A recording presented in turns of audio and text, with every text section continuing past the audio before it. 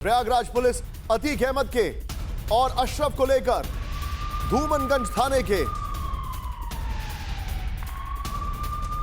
से निकली है और कौशाम्बी जा रही है। अब से कुछ देर पहले पुलिस दोनों को लेकर निकली है और ऐसी खबर आ रही है कि पहले कौशाम्बी के पूरा मुफ्ती थाने पहुंचे, अचानक यूपी पुलिस दोनों को लेकर प्रयागराज के धूमनगंज थाने की ओर निकल गई है, थाने से निकल गई है। इसके साथ ही इस वक्त की दूसरी ब्रेकिंग न्यूज आ रही है कि यूपी के ही फतेहपुर में एसटीएफ की टीम अचानक पहुंची है और छापेमारी हो रही है। यह छापेमारी फतेहपुर के चौधारना इलाके में हो रही है। ये दोनों बड़ी खबर इस वक्त हमारे पास आ रही है। दो हमारे सहयोगी हमारे साथ है, पंकज झा रोविंग एडिटर हमारे साथ है, विपिन चौबे हमारे संवाददाता हैं।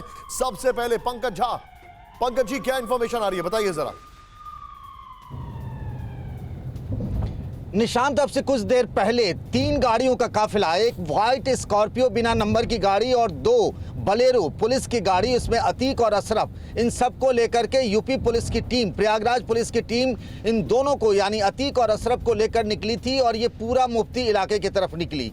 उसके बाद उसी इलाके में है, हम उसको ट्रैक कर रहे हैं। इसी के साथ साथ फतेहपुर जो कि प्रयागराज के पड़ोसी ज़िला है, वहाँ पर अतीक अहमद के जो 32 करीबी लोग हैं उनके यहाँ पुलिस की रेड हो रही है। आपको बताऊं कि इससे पहले अतीक अहमद ने 12 अप्रैल को पुलिस को जो बयान दिया था उसमें कहा था कि फतेहपुर, कौशाम्बी और प्रयागराज में कई जगहों पे उसके हथियारों का जखीरा हो सकता है। पुलिस ने कहा था ये बात अतीक के हवाले से, उसके निशानदेही पर हथियारों की बरामदगी के लिए इन दोनों भाइयों को लेकर पुलिस की टीम आगे निकली है। हम पीछे पीछे पुलिस की टीम को फॉलो कर रहे हैं।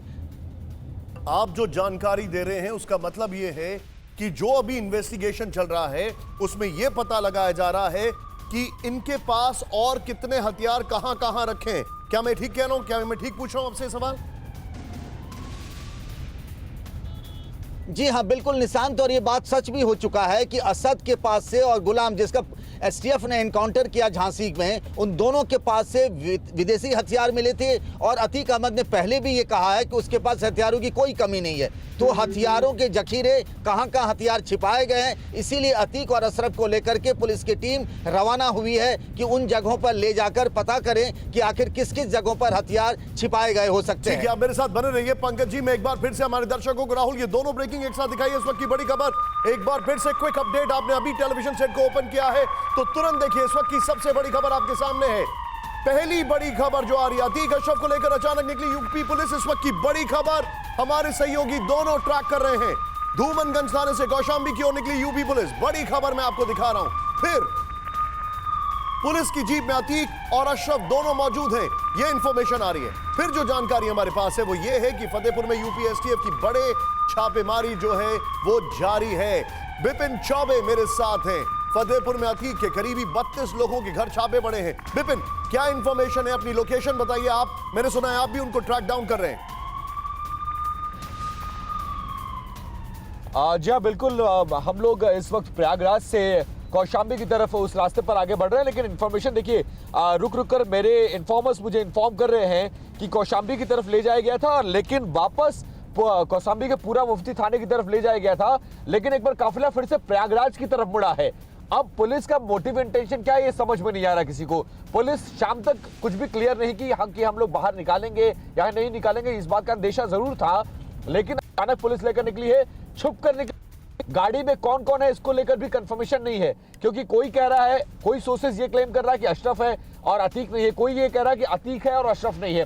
तो बहुत रॉ इंफॉर्मेशन आ रही है, उसको पुख्ता करने की कोशिश कर रहे हैं। लेकिन इस बीच ये जान लीजिए कि पूरा मुफ्ती थाना जो कि कौशाम्बी में पड़ता है, पड़ोस का जिला है कौशाम्बी, पड़ोस का इलाका है, और वहां पे उस थाने तक इनको ले जाना था, लेकिन अभी काफिला वापस प्रयागराज की तरफ बढ़ा है। कहां ले जा रहे हैं, मोटिव क्या है, इंटेंशन क्या है, ये पता लगाने की कोशिश, लेकिन इनके साथ छापा मारकर बहुत कुछ बरामद करने की कोशिश होगी। और अगर ये बरामदगी हुई तो ये बड़ी बरामदगी होगी, न सिर्फ हथियारों के नाम पर बल्कि कैश भी हो सकता है और बहुत वो सारी चीजें, वो अकूत संपत्ति के साथ साथ वो तमाम साम्राज्य जो 43 साल में अतीक अहमद ने बनाया है, तो एक बड़ा ब्रेक थ्रू होगा ये।